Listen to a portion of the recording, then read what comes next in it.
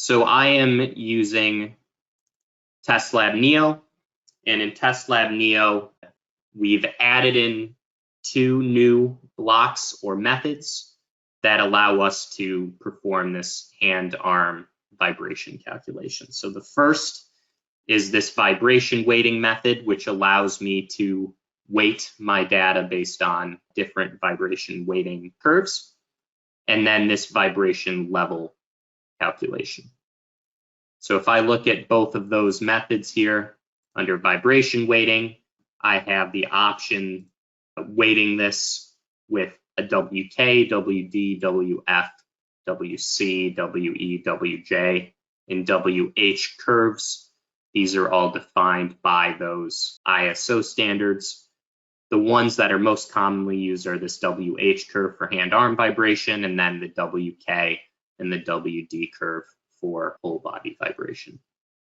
In addition, I have this vibration level method where I can choose a different level type to calculate. So the most common one, the RMS value, but I can also calculate a running RMS and a vibration dose value. I'll walk a little through what I'm doing here in this particular process. So I'm going to take some input time histories. I have some data from a user drilling into wood and drilling into concrete. This data has both accelerometer channels and microphone channels, so I'm going to pass just the acceleration channel. We'll weight all the data with a WH vibration weighting curve, calculate some statistics like the crest factor to verify that the RMS approach is an okay way of performing this analysis.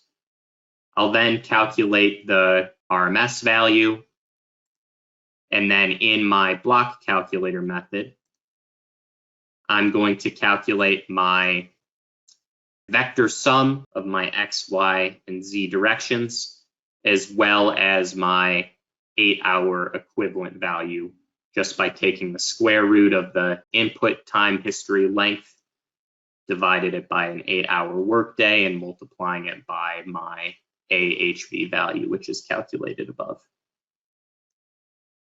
So I'll start with just the concrete data time history, maybe show you what the channels look like here before running that through the process. So I've got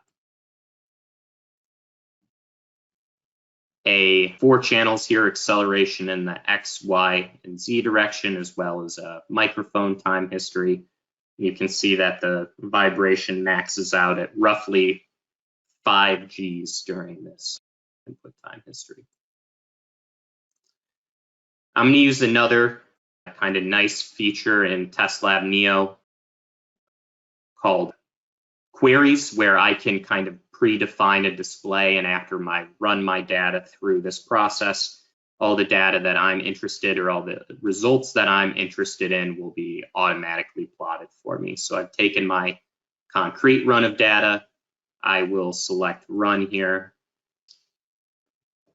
It's going to calculate those weighted vibration channels, the vibration level, and then my AV and my A8 values.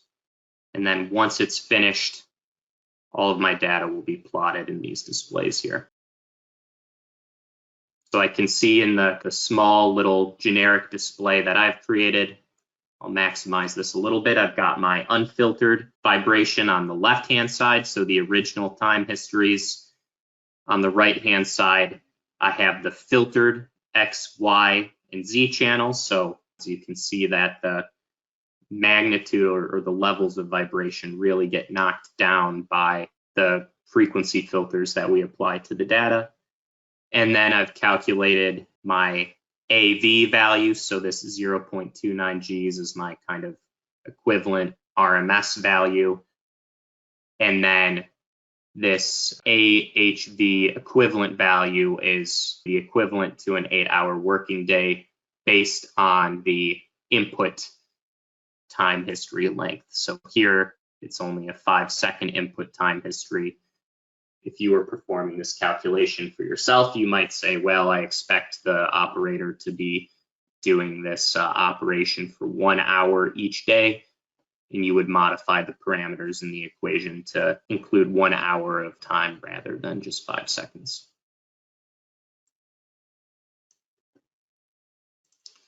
I'll go ahead and reject this. The whole procedure is very similar for whole body vibration with some small caveats. So I'm going to switch sections of my test lab project here. I've got a new section that I call whole body vibration, and I've got a slightly different process in this whole body vibration project. So I'll expand this. Now, because my X, Y, and Z directions require different filters, I have some past methods. This method, or this tree of my process, allows only the X direction time history through, and then I weight it with my X filter for my X direction. Same thing for my Y direction here and my Z direction here. And then the actual, after this calculation is very similar to the hand arm calculation. So I calculate my RMS values for my X, Y, and Z direction. I'm calculating my crest factor again, just to verify that I don't need to calculate things like the running RMS or the vibration dose value. And from there, I calculate my vector sum and my A8 values using the block calculator. One other thing I'll note here is I've got a combined method with my vibration weighting values. Here, I could define, if I chose, a weighting value for my X direction, my Y direction, and my Z direction. So kind of generically in the standard, this is defined as 1.4 for the X direction, 1.4 for the Y direction, and 1 for the Z direction. But if I wanted to change these, for example, weight them all equally, I could easily modify that here. I'll do a similar thing, as I've got a display predefined with all of my kind of the data and the information I'd like to see after this process is run. So I used concrete last time. This time I'll maybe process the data using drilling into a wood block. I'll replace that in my input basket, and then I'll run this process. And after the process is complete, I'll maximize this display.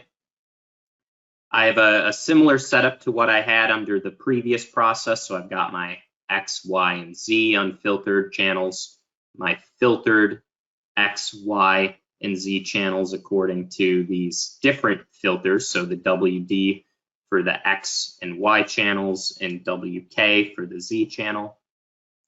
I've still got my equivalent AHV value and my 8-hour equivalent value.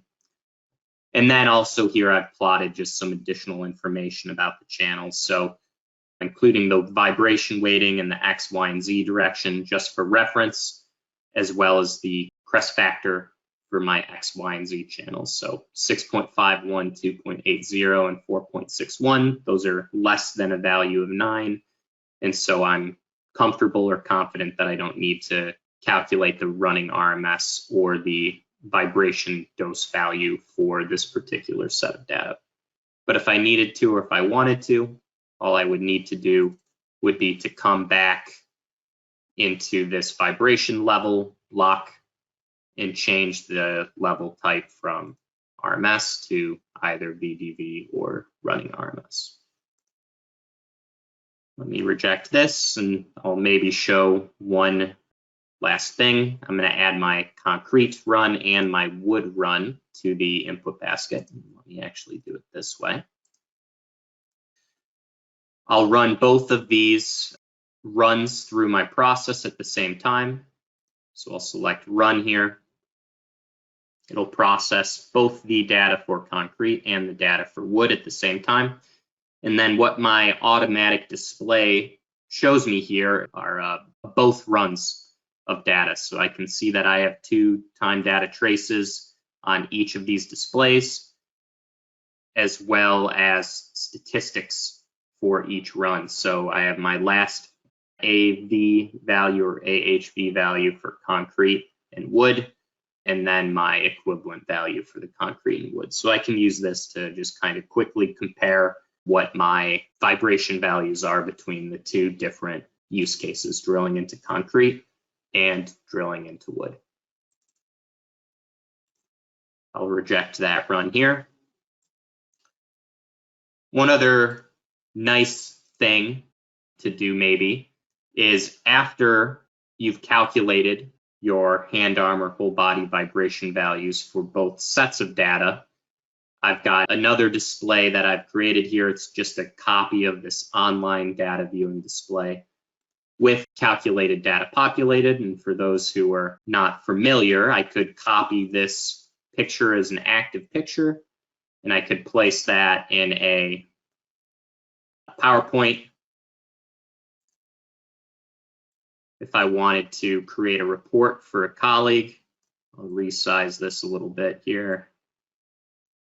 So if you had a standard report that you wanted to create, you would be able to copy this picture directly into PowerPoint. I'll activate it. That will fix the kind of the resolution issue of resizing the display. And I could zoom in here if I wanted to zoom in on a particular part of the data, or do things like add in double cursor and do some calculations between that double cursor. So that's all available directly from the picture in PowerPoint.